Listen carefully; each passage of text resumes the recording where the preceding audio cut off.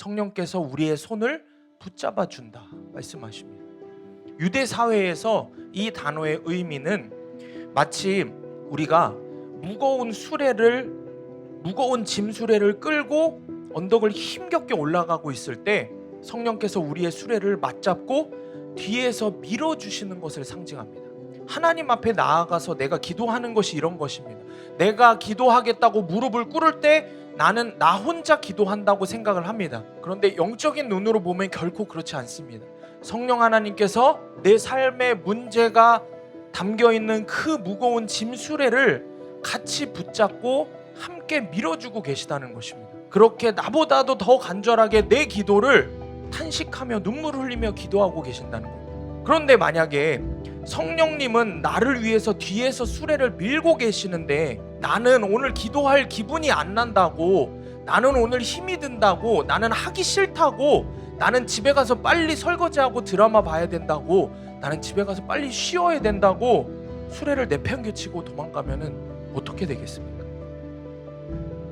우리가 기도의 자리에서 쉽게 포기하고 일어나면 안 되는 이유가 여기에 있습니다. 여러분, 이것은 상징적인 이야기가 아닙니다. 실제 우리가 기도할 때 일어나는 영적인 사실입니다. 성경은 분명히 우리가 기도할 때 성령께서 우리보다 더 간절하게 탄식하며 중보 기도하신다고 말씀합니다.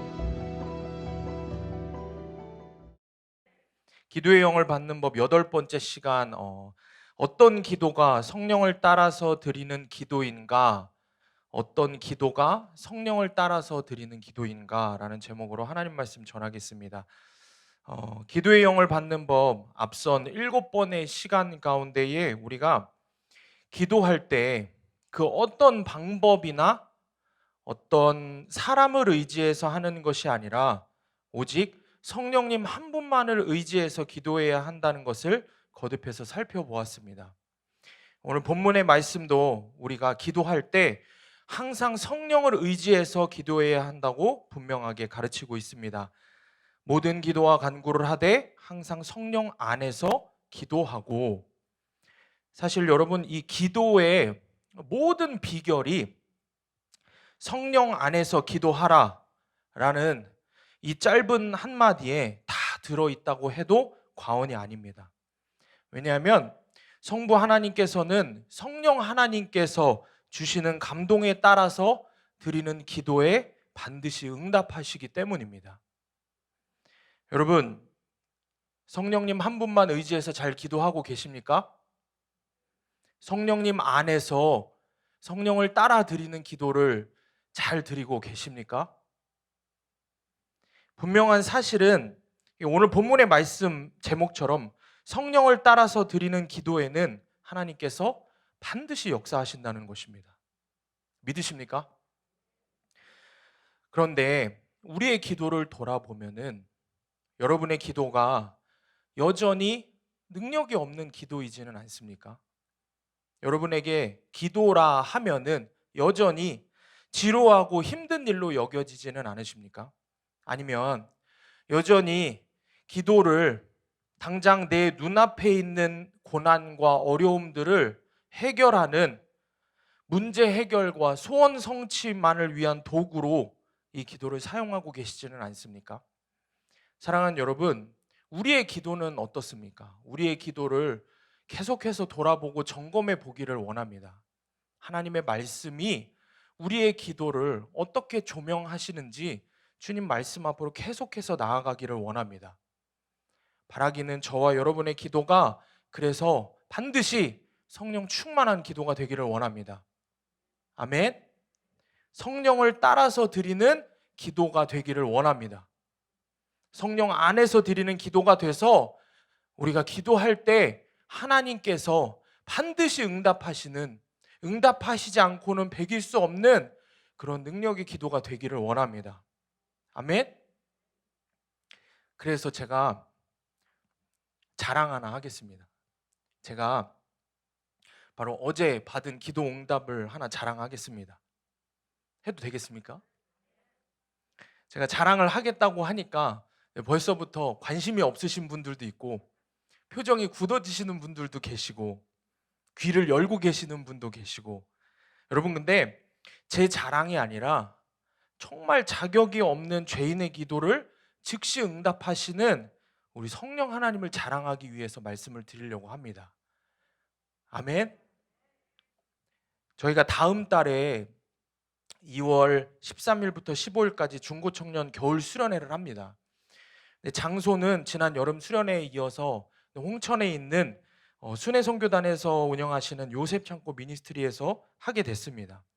지난 여름 수련회 때 너무 큰 은혜가 있었는데 이번 겨울 수련회에는 더 큰 은혜를 간구하면서 수련회를 준비하면서 함께 이제 기도하고 있습니다. 그래서 지난주 이제 학생 청년들에게 수련회 일정에 대해서 공지를 했습니다. 그런데 예배가 끝나자마자 청년 회장이 저에게 와서 이야기했습니다. 청년들 몇 명이 회사 출근 때문에 수련회에 가기 힘들다는 말이었습니다. 그리고 이야기를 들어보니까 수련회가 목금토회 할 때는 주말이 이렇게 껴 있으니까 월차를 내기가 쉬웠다는 겁니다. 근데 이번에는 월화수로 일정이 잡혔습니다. 그곳에 순회선교단에 일정이 있기 때문에 그걸 피해서 잡다 보니까 월화수로 잡았습니다. 이게 월화수로 수련회 일정이 잡히니까 청년들이 직장에서 휴가를 내기가 어렵다는 겁니다. 그리고 한 청년이 자기 회사 특성상 월화수는 일이 몰려 있어서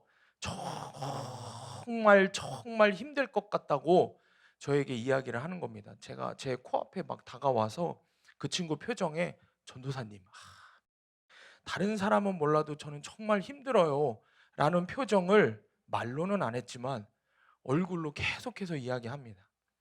강력하게 그 얼굴에 써 있습니다. 그래서 제가 뭐라고 이야기를 했겠습니까? 아니야, 그래도 참석해야 돼. 무조건 참석해야 돼. 그러니까 기도하자 이야기했습니다. 기도하자고 했어요. 기도하면 반드시 성령께서 일하실 거라고. 다른 일도 아니고 은혜 받으러 가는 일인데 우리가 기도하면서 노력하면 절대 안 될 것도 분명히 되게 하실 거라고 제가 큰 소리를 쳤습니다. 그렇게 이제 큰 소리를 치고 나서 멋있는 척하고 집으로 돌아오는 길에 이제 돌아오는 차에서부터 이제 걱정이 되기 시작한 겁니다. 청년들 앞에서 말은 그렇게 했는데 야, 이거 어떻게 해야 되냐 이거 진짜. 그런 마음이 계속 듭니다. 그러니까 다음 날 새벽에 나가서 열심히 기도했습니다. 그리고 아침에 또 출근해서 강단 기도를 하러 올라와서 청년들이 적어준 이제 기도 제목 카드를 붙들고 이제 청년들 위해서 기도하려고 하는데 참 맨 위에 그 청년의 기도 제목 카드가 있는 겁니다. 네, 아멘이죠. 제가 뭘 기도했겠습니까? 그 청년의 많은 기도 제목 빼곡히 썼더라고요. 우리 청년들이 이제 은혜를 받아갖고 기도 제목 카드 내라니까 아주 10매까지씩 써서 내는 겁니다. 근데 그 기도 제목들 다 제쳐두고 이 청년 이름만 보고 한 가지 기도밖에 안 했습니다. 뭘 기도했겠습니까? 그 청년 수련회 제발 꼭 좀 참석하게 해달라고. 제가 그랬습니다. 야, 하나님이 너네 회사를 사람들의 마음을 박살을 내서라도 사장님의 마음을 박살내서라도 너 참석하게 하실 거야. 제가 이렇게까지 큰 소리를 쳤는데 그러니 제가 뭐라고 기도했겠습니까? 박살을 내주시든지 뭐 어디를 박살 내주시든지 꼭 응답해 달라고 기도했습니다. 제가 큰 소리 쳤는데 이거 안 되면 안 된다고 그렇게 간절히 기도했습니다. 간절히 기도했으니 여러분 제가 되게 믿음 있는 사람처럼 보이시죠? 아닌가 봅니다. 네. 사실 정말 믿음 없는 모습이었습니다. 솔직한 제 모습은 제 안에 어떤 마음이었습니까? 이게 될까? 회사 사람들이 그렇게 교회 가는 걸 싫어한다고 합니다. 교회 얘기 꺼내는 것 자체를 싫어한대요. 근데 휴가는커녕 이거 뭐 말도 못 꺼내는 거 아닐까?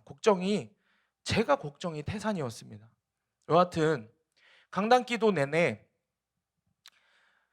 우리 다른 청년들한테는 좀 미안하지만 다른 청년들 기도 하나도 못하고 그 청년 기도 하나만 하고 내려왔습니다. 그냥 그 청년 수련회 좀 참석하게 해달라고 그 기도만 하고 내려왔습니다. 그런데 여러분 기도를 하고 내려오는데 강단기도 마치고 내려오면서 제가 웃었습니다. 제가 왜 웃으면서 내려왔을까요? 자, 말씀을 계속 들어보세요.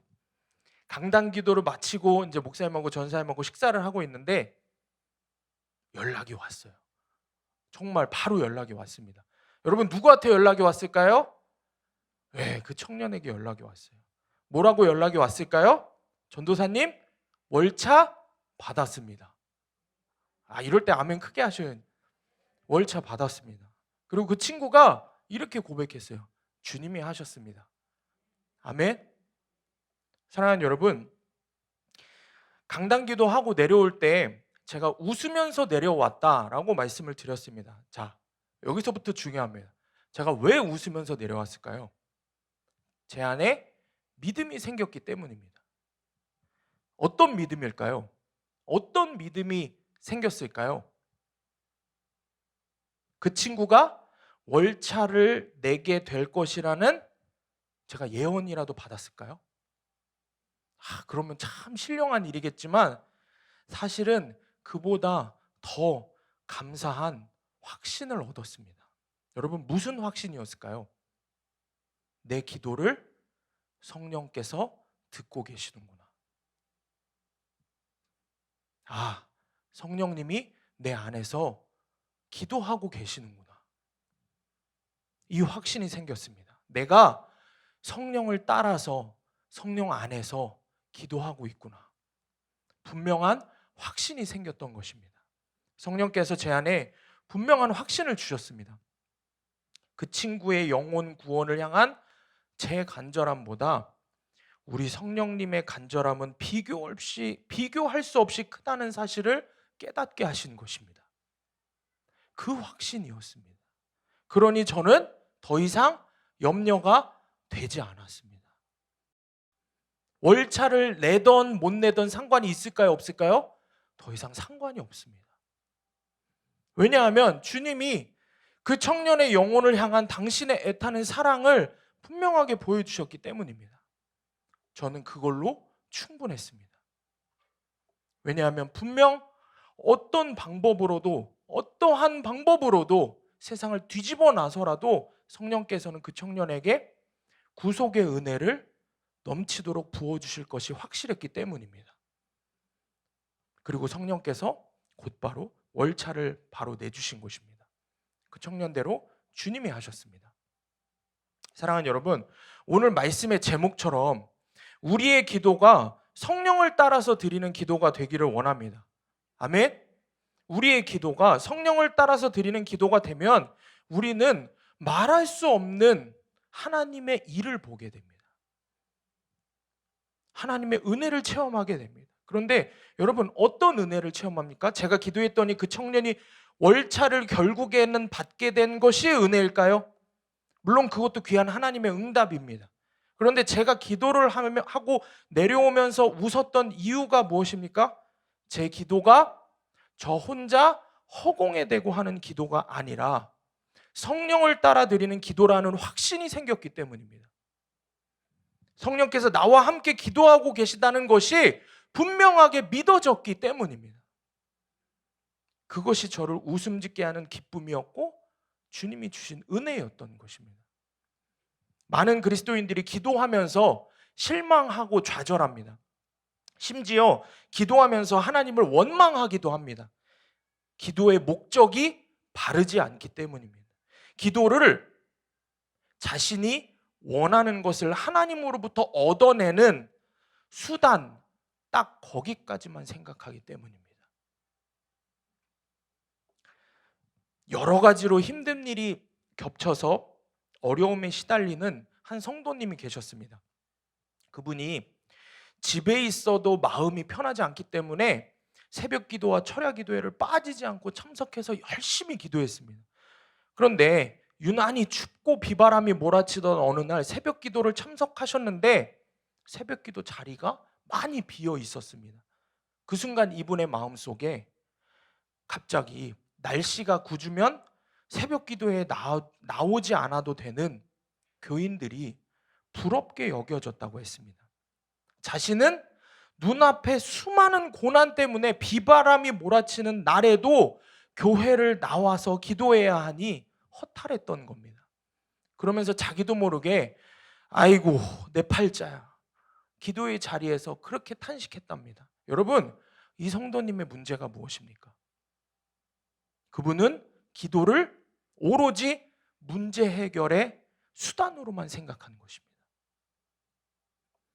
그러나 사랑하는 여러분, 기도의 목적은 오로지 하나님과의 교제입니다. 하나님과의 대화입니다. 기도 응답은 하나님과 교제하는 자에게 주시는 선물일 뿐입니다. 그런데 여러분, 선물을 주시는 분보다 더 좋아하면 선물을 주시는 분의 마음이 어떻겠습니까? 선물 그 자체보다 선물을 주시는 하나님을 바라보시기 바랍니다. 선물을 언제든지 주실 수 있는 하나님을 더 사랑하기 위해서 기도하시기 바랍니다. 그래서 기도의 자리에서 나의 문제 해결과 소원 성취가 목적이 아니라 성령님 안에서 기도하는 것, 성령님과 친밀히 교제하며 기도하는 것이 기도의 목적이 되는 성도님들이 되시기를 원합니다. 아멘. 그러면 이제 구체적으로 어떤 기도가 성령을 따라서 드리는 기도인지 살펴보겠습니다. 첫 번째로 나의 연약함을 인정하는 기도입니다. 나의 연약함을 인정하는 기도가 성령을 따라서 드리는 기도가 됩니다. 누가복음 11장 1절입니다. 함께 읽습니다. 시작. 예수께서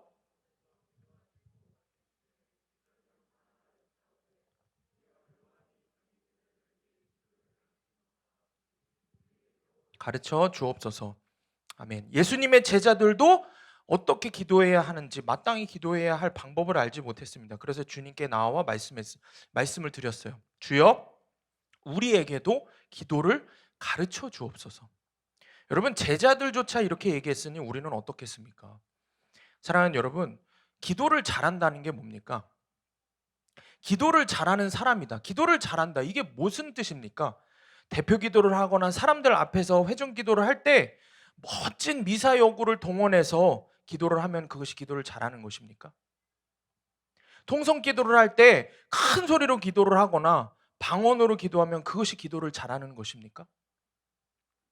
예수님과 함께 먹고 자고 바로 옆에서 배웠던 제자들도 기도를 가르쳐 달라고 하는 판인데 우리가 어떻게 내가 그래도 기도는 좀 하는데 할 수 있겠습니까? 성경은 우리에게 분명히 말씀하십니다. 로마서 8장 26절입니다. 함께 읽습니다. 시작. 이와 같이 성령도 우리의 연약함을 도우시나니 우리는 마땅히 기도할 바를 알지 못하나 오직 성령이 말할 수 없는 탄식으로 우리를 위하여 친히 간구하시느니라. 아멘. 말씀합니다. 성경은 분명히 말씀합니다. 나는 마땅히 기도해야 할 방법을 알지 못한다. 이것을 인정하는 것부터 시작해야 합니다. 우리 스스로 내가 어떻게 기도해야 하는지 잘 모른다는 것을 인정하는 것부터, 그곳에서부터 성령께서 우리의 기도를 인도하십니다. 기도의 영인 성령님은 우리에게 기도하는 법을 가르쳐 주십니다. 그런데 문제는 우리가 배우려고 하지 않는다는 데 문제가 있습니다.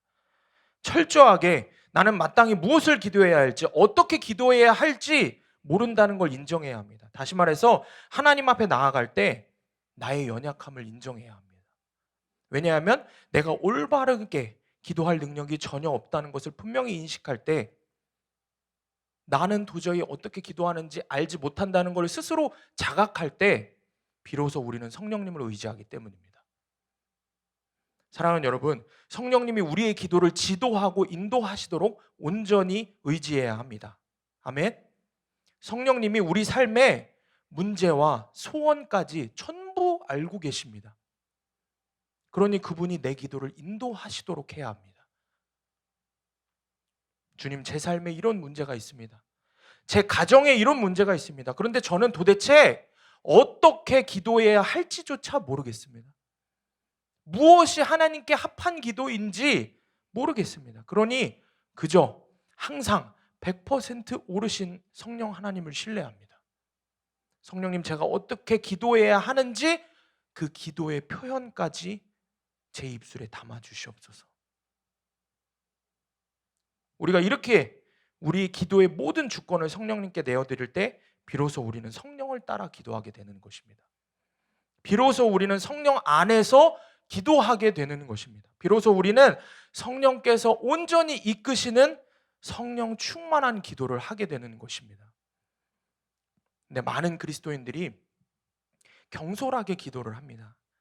하나님의 존전으로 하나님 앞으로 급히 나아가서 머리에 떠오르는 대로 기도하는 경우가 너무 많습니다. 그런데 이것은 지극히 어리석은 행동입니다. 하나님 앞에서 그분의 존전에서 우선 우리는 침묵해야 합니다. 청년 시절에 섬기던 교회는 시골에 있는 마룻바닥이 있는 교회였습니다. 예배당 안에 들어갈 때면 신발을 벗고 들어가야 하는 교회였습니다. 그래서 새벽기도 시간이 되면은 이 바닥에 보일러를 미리 틀어놨어야 됐습니다. 온풍기를 사용하면 그래도 금방 따뜻해질 텐데 벽돌로 지은 그 큰 예배당을 바닥 보일러로 따뜻하게 하려면 보일러를 한참을 틀어놔야 따뜻해지는 그런 구조였습니다. 그런데 그 추운 겨울에 새벽 예배를 가서 저는 단 한 번도 추운 냉골에서 기도를 해본 적이 없었습니다. 왜냐하면 당시에 교회 사모님이 새벽 예배가 시작되기 1시간 전에 미리 보일러를 틀어놓으셨기 때문입니다. 그 사모님이 새벽 4시가 되면 미리 나와서 보일러를 틀어놓고 교회 예배당을 따뜻하게 데워놓고 그때부터 혼자 기도하셨습니다. 여러분, 성전을 보일러로만 따뜻하게 해놓은 게 아니라 기도로도 따뜻하게 데펴놓으셨습니다. 이 은혜가 깨달아지고 나니 저도 새벽에 30분에서 1시간 정도 미리 예배당에 가서 내려가서 기도하기 시작했습니다. 그리고 그때의 기억을 지금도 잊지를 못합니다.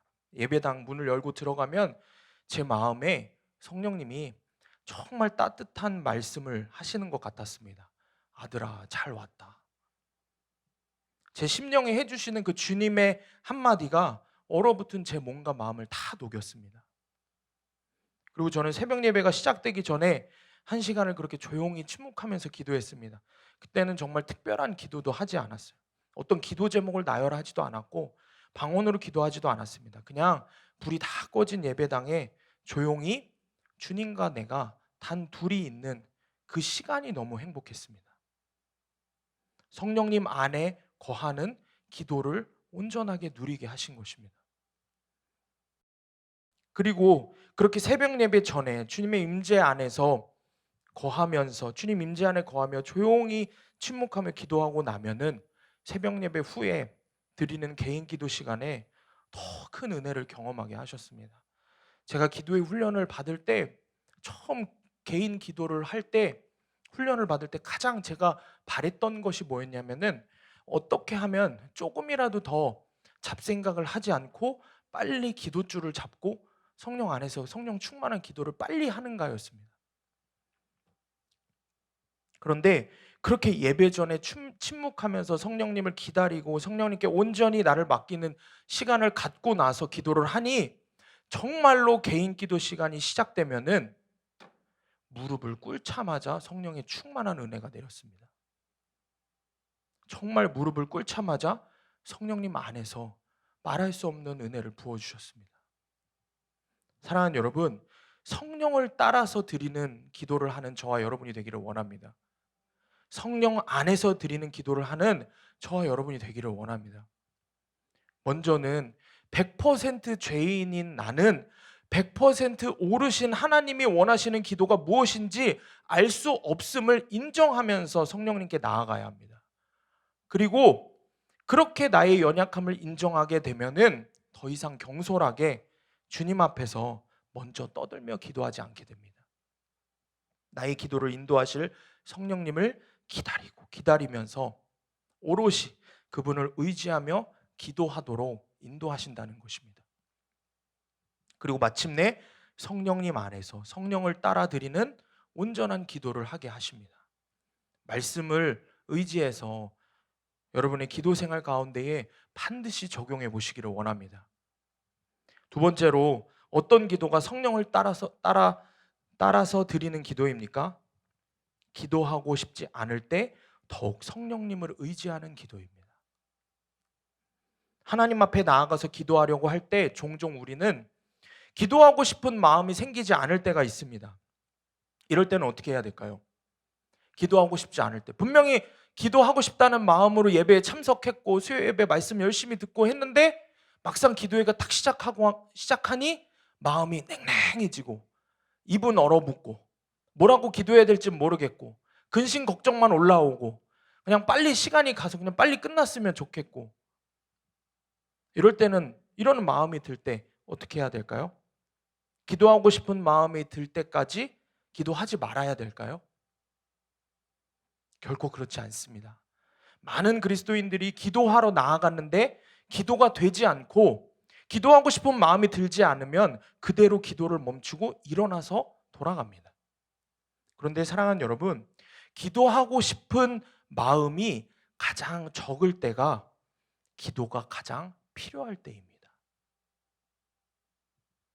우리는 기도가 잘 되지 않을 때, 기도하고 싶은 마음이 없을 때 더욱더 하나님 앞으로 나아가야 합니다. 그리고 더 솔직하게 고백해야 됩니다. 내 마음이 냉랭해서 기도가 안 된다고 주님께 말씀을 드려야 합니다. 이렇게 이야기하면 아니, 뭘 그렇게까지 해야 하냐라고 물으실 수 있지만 그렇게 해야 합니다. 더욱 반드시 그렇게 해야 합니다. 여러분, 만약 우리가 기도하러 주님 앞에 나아갈 때 내 주변의 영적 세계에서는 어떤 일들이 일어나는지 나의 영의 눈이 띄인다면 결코 우리는 기도를 쉽게 포기할 수 없습니다. 로마서 8장 26절입니다. 함께 읽습니다. 시작. 이와 같이 성령도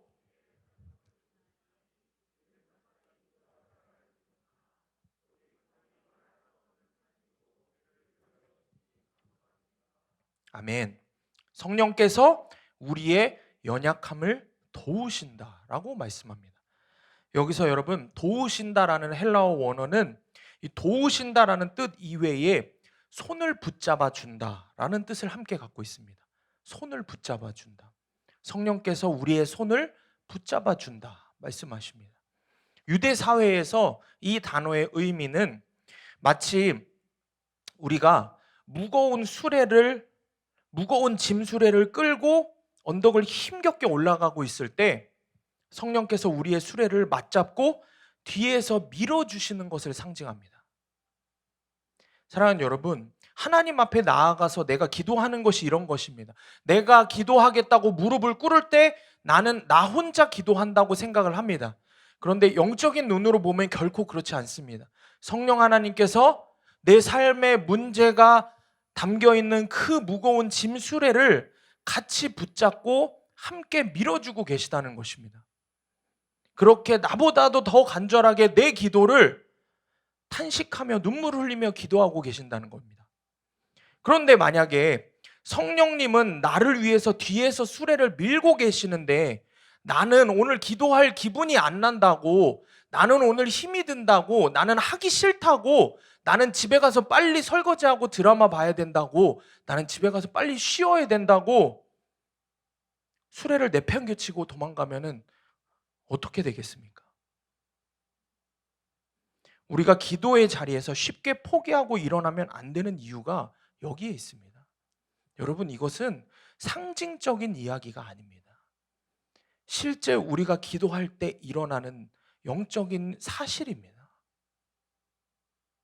성경은 분명히 우리가 기도할 때 성령께서 우리보다 더 간절하게 탄식하며 중보 기도하신다고 말씀합니다.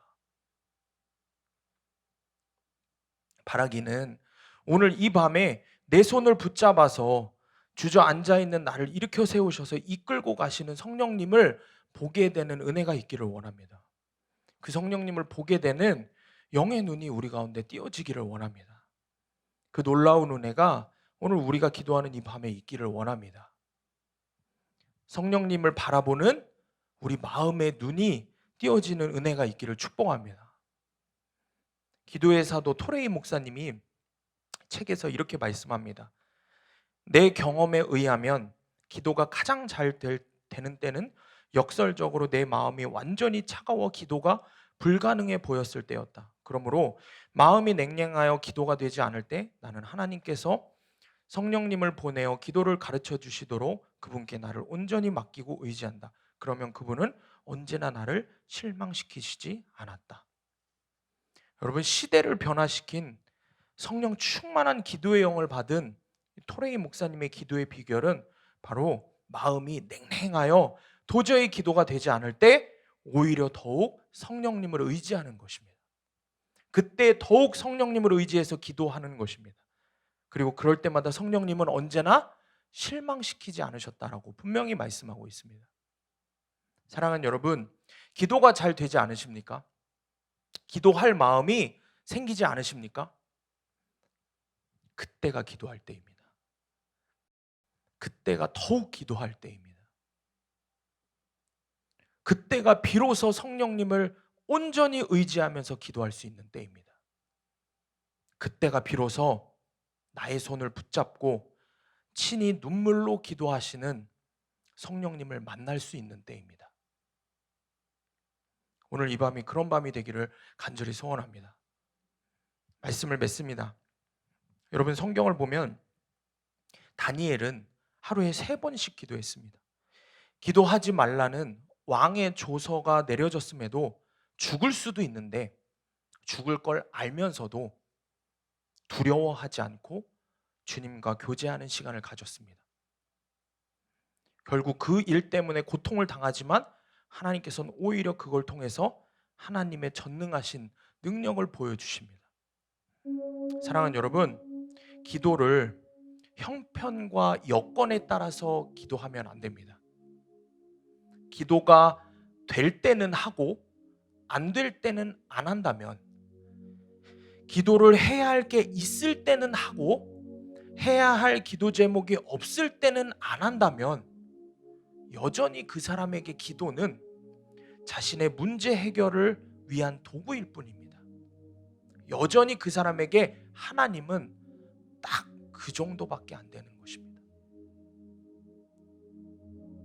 성경에는 결코 형편이 좋아서 기도한 예도 없고 그렇게 해서 역사가 일어난 예도 없습니다.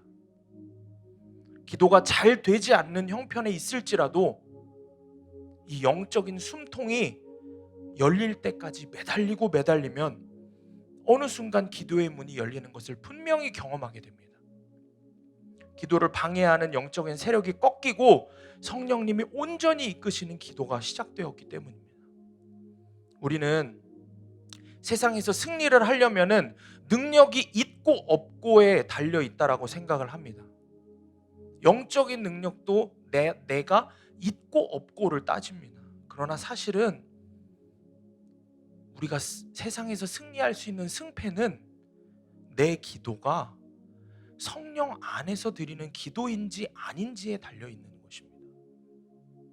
기도가 성령님과의 친밀한 만남이고 교제인 사람이 마귀가 지배하는 세상에서 당당히 승리하면서 사는 것입니다. 찬송가 364장의 작사가는 윌리엄 윌포드라고 하는 목사님이십니다.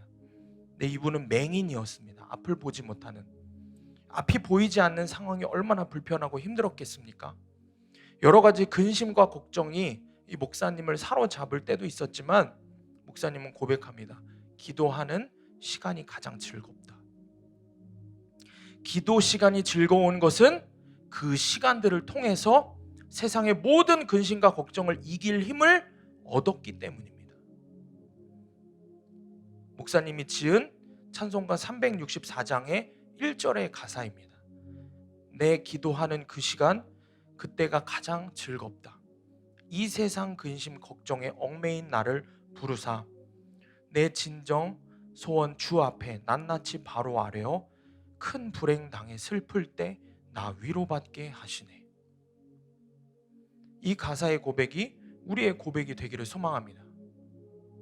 주님 앞에서 기도하는 이 시간이 내 삶에서 가장 즐겁고 행복한 시간이 되기를 원합니다.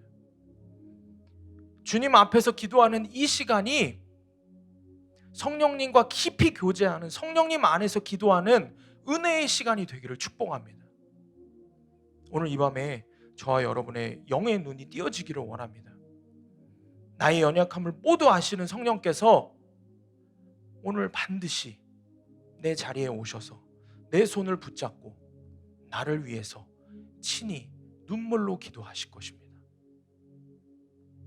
그 은혜의 순간을 보는 눈이 띄어지는 놀라운 역사가 오늘 이 밤에 있기를 원합니다. 우리 함께 찬양하고 기도하겠습니다.